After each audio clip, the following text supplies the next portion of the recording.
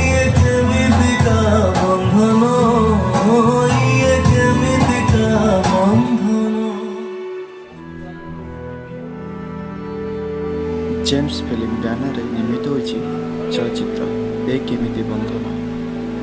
ଏହା ଏକ ପାରିବାରିକ କଥାବସ୍ତୁକୁ ନେଇ ଆଧାରିତ।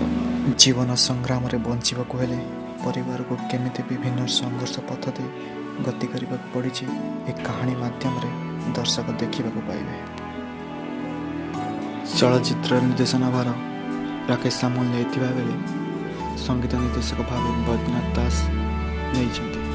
ଏ କଥାବସ୍ତୁରେ ଅଭିନେତା ଅମନ, ଅଭିନେତ୍ରୀ କୁକି ସ୍ୱାଇଁ, ଦୀପକ ମହାରଣା, ମାନସ ମିଶ୍ର, ପୂର୍ଣ୍ଣ ପାତ୍ର, ତପନ ସାହୁ, ମୁନ୍ନା ମଲ୍ଲିକ, ସ୍ମିତା ଚକ୍ରବର୍ତ୍ତୀ ପ୍ରମୁଖ କଳାକାର ଅଭିନୟ କରିଛନ୍ତି।